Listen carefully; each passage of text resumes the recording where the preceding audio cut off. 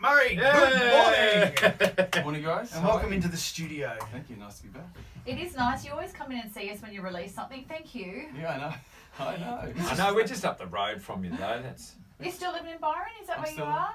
Yeah, I've been there since 2005. Yeah. Okay, what's it like? All the celebs there. I mean, it's being overtaken. Are you seeing Melissa McCarthy around and Keith and Nick? I've seen a few of the guys that are hanging around. Like, they're all kind of renting places now where I live. Yeah, right. Up in the hills. So people moved out to rent to them? People move out. Yeah, well, they're paying some big money. Yeah. So, were you considering that? yeah. And they get the studio in the house? No, the studio's in a separate place. Is it really? Okay. That's right. No, I haven't moved out yet, but there's plenty of friends that are doing it. So. Yeah, it's just another day, another celeb moving to Byron. Yeah, well, there's a friend of mine who was flying the Hemsworths around, and he started flying Matt Damon, and now just everyone's sort of coming to him now, and he's like starting up his own concierge business, and he said he had Colin Farrell calling him there. So no.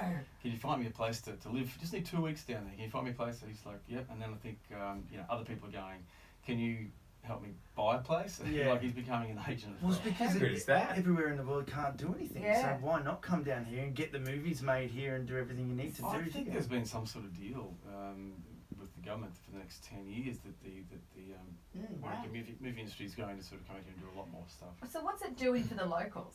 You're an original. Is it annoying you that all these people are coming and property prices are going up? It doesn't annoy me that those guys are coming. Really, I think it is. Byron's what it is. If everyone wants to move there, it's. I do miss the way that it used to be. I mean, I still have a combi. Mm-hmm. When I first moved there in 2005, there were so many combis on the road. Like, that was the main car, you know? And you'd have to do the combi wave to everybody. And, it has changed now. It's like it's Porsches and it's Range Rovers. Yeah. So you don't get to wave anymore. That's terrible. They just don't wave back to me.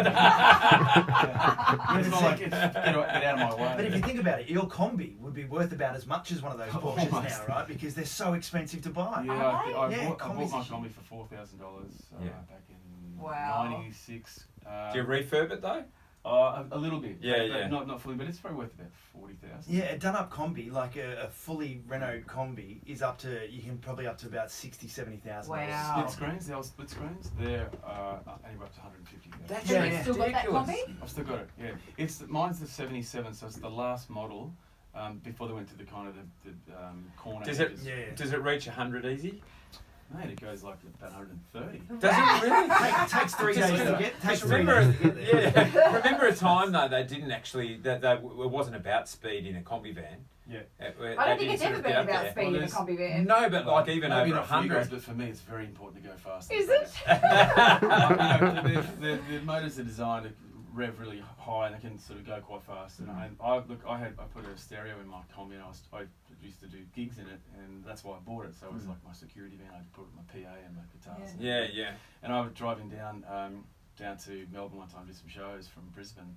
And I remember just sitting on the highway doing 120, and I was in third gear. I was like, shit, I didn't realise it's a fourth gear there, you know? But it's just like... How much did the go, whole van Volkswagen. rattle though? Oh no, there's a lot of noise. You've got to have to look at the stereos, but got to be very loud. Car of the people, hey? Car of the people. Cellophane flapping. Yeah. I love this. We're talking about real estate combis, and we're meant to be talking about your music. I know, who cares about music? Yeah. Well, the good thing is the essence is of you, Pete Murray. So your music is part of all of this history we're talking about. So tell us about the new album.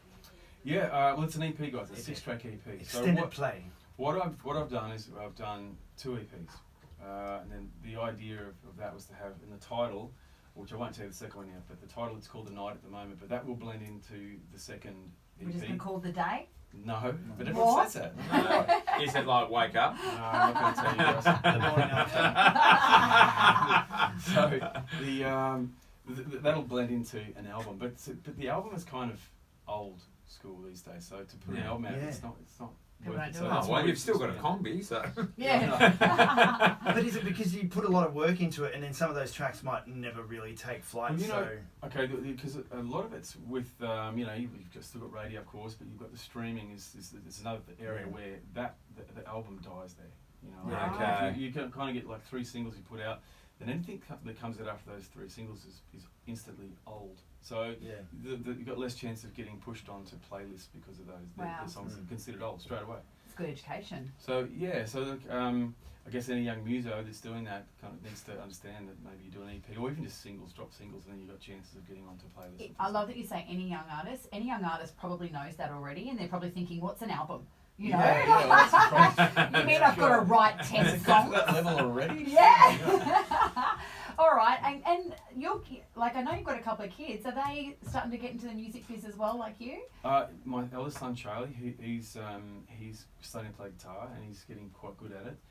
He's almost as good as me on the guitar already. Yeah, in a short time. He's got a voice too. He doesn't sing in front of me. He had to do a song at school end of last year. But he said, "Look, can you not come, Dad?" So he's a little bit shy, but he's got a good voice. Everyone said that he did a really great job. So you didn't go. You and I, different no. parents. I would be like, "I'm in the front row. Yeah. I made you." I didn't want to put him off. No, did you actually see the performance on the phone or something? No, Someone no. filmed it? He really I didn't want you to anything. see it. Wow. Yeah. Wow. So it is good. Yeah. Pedro is 13. He's probably just going to do security. I think he's going to do and Sachi, who's 3, she's probably going to be Pedro's boss in security.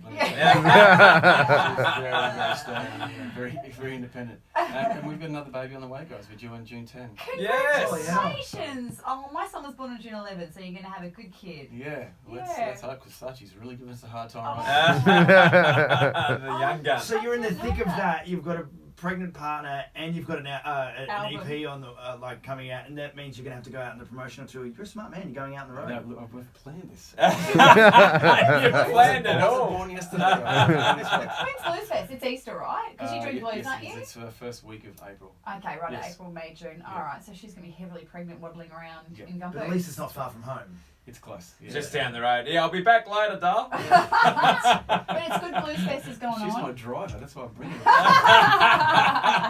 You don't have to waste money on the Uber. But you're looking forward to Blues Fest? There'll be a chance for people to see you there. I'm really looking forward to that gig. That's going to be great. The last time I played there was 2006. Oh, really? Yeah, I got a spot in 2011, and because the album was delayed, and the album then was delayed, and I wanted to play some new music, and I thought, no, I'll cancel.